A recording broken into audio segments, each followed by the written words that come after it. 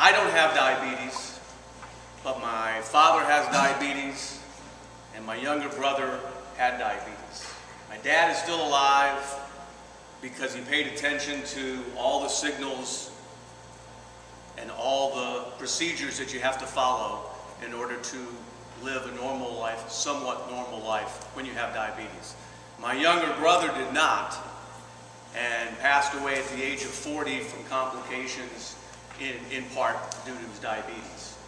So I have kind of lived with diabetes my entire life. That's why I'm involved in the campaign to stop diabetes here in New Orleans. I've always kind of been involved fundraising in one way, shape, or form.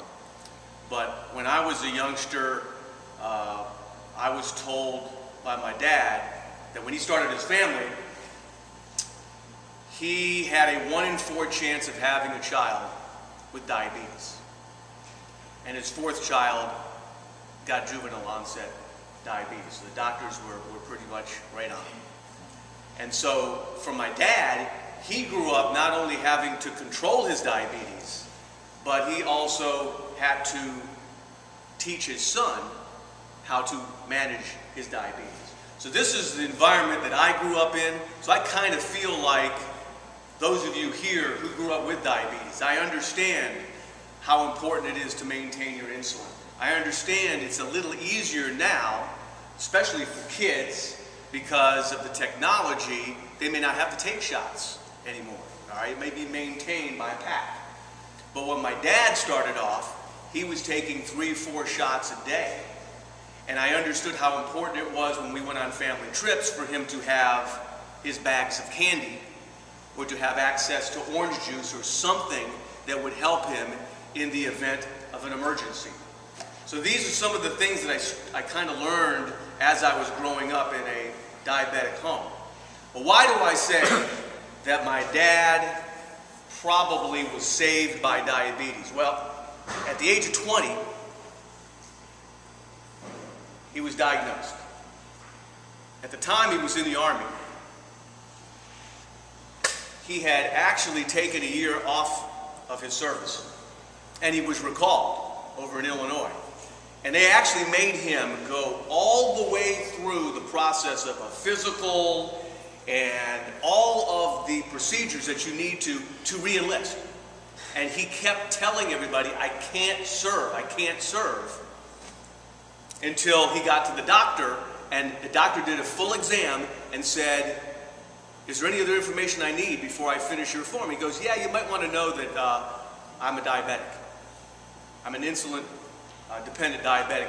And the doctor looked at him and he says, what the hell are you doing in this line? And he, of course, didn't have to re-enlist, but his troop ended up serving in Korea.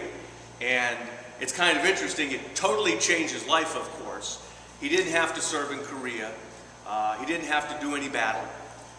But before he was diagnosed, he was a heavy smoker, he was a heavy drinker, and he stopped it all because he understood what that meant for the rest of his life. The backstory is, my dad was born in 1930. So, and Chris, you probably have the statistics on this. There aren't a lot of 80-plus-year-old diabetics alive in the United States today. My dad turned 81 in January.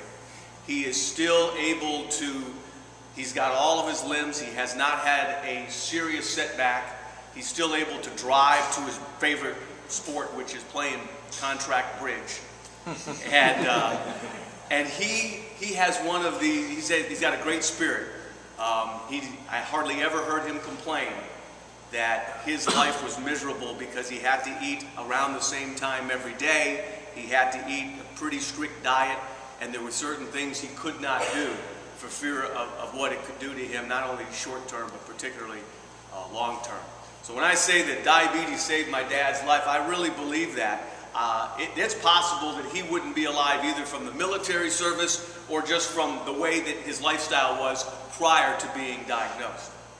My brother was a different case. My brother was kind of tormented by the disease through his young life. We were 18 months apart. He's the youngest in the family, and he never truly adjusted to having to take daily shots. He never truly adjusted to being totally different from all of his classmates. He never truly accepted it in his mind, and he never truly accepted it in his heart. And I think that's one of the biggest battles with diabetes. It's the psychological battle, especially in today's society. We all want to be in a group. We all want to be accepted. And when you're a kid, especially when you're a teenager, rejection is horrible, or anything that's tremendously different, it's a shock. And for my brother, it didn't seem to connect with him. And it was a sad day when he passed away, but I saw the contrast between an individual who knows how to handle a life-threatening disease and an individual who was struggling with it. And so I think that's one of the big initiatives of any organization that's trying to raise funds for diabetes. It's not just trying to find a cure, because we really don't know what causes it. We know some of the triggers. Obesity, I think, is a part of something like 90% of all diabetic diagnosis. But we don't know, there's not a true cause and effect. We have causes. And so raising funds like we're going to do, I think is fabulous. It starts on the financial end. And for me, I have something personal at stake. I talk to my dad every week, and he's an inspiration to me. He should be an inspiration to any of you who are going out to try and recruit for this campaign, because like it was mentioned earlier, we all probably know somebody. If they're not related, we may work with them. If we don't work with them, they may live on our street that are affected by diabetes. And it can be very frustrating to have that as a part of your life, to know that you're maintaining, okay? But what we're trying to do is raise enough money so that one day we can come up here and say, okay, now we have the cure. Now it's a matter of just getting it out there and making sure that the people who need it get it in time. And I think that's the ultimate objective, all right? So when you're trying to convince people to jump on board, one of the things that I would do is say, if you're not diabetic, I'm not diabetic, but I'm affected by it every single day. And here's why you should help us out a little bit. And if you find people who are affected by it, say, well, why wouldn't you want to just be a part of what we're doing? It's not that expensive. It's not that much time that you have to consume to be a part of it. But to know that you're living in a community that's probably the most affected community by the disease in the United States, you should want to join in. And this is a community that I've found since being here since '02, that when we put our minds to something, when we have a plan to work on a project, we're the best in the country at putting our heads down and getting it accomplished. So I'm hoping that all of us can kind of impart our own stories, our own desires to improve the New Orleans community, and this is just another aspect of it here. I'm real thankful that I was invited again to come and share this story. I feel real deeply about those who are affected by diabetes. I think that you are definitely to be admired, because when you walk into a room, nobody knows you're a diabetic. It's not like having an injury from the war where everybody can see you, all right? It's almost a silent disease until you go to have breakfast and you know, I'm sure, Doreen, that there was something that you couldn't have up there for breakfast, okay? Maybe the rest of us could have.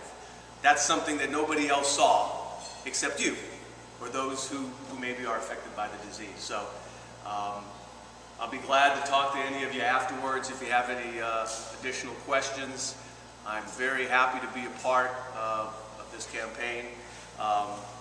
To me, the kickoff is very, very important, because you have lead time. We have lead time to grow the numbers of people who are going to help us. Hornets are very happy to be involved. I did the walk last year, and I don't care how hot it is out there, just put that red hat on and just plow ahead. It's a fun day. We're all going to participate. We're going to raise enough money to eventually get a cure. My goal in my mind is before I hit 81 like my dad, I want there to be a cure for diabetes. Thank you very much. I'll throw it back to Darby.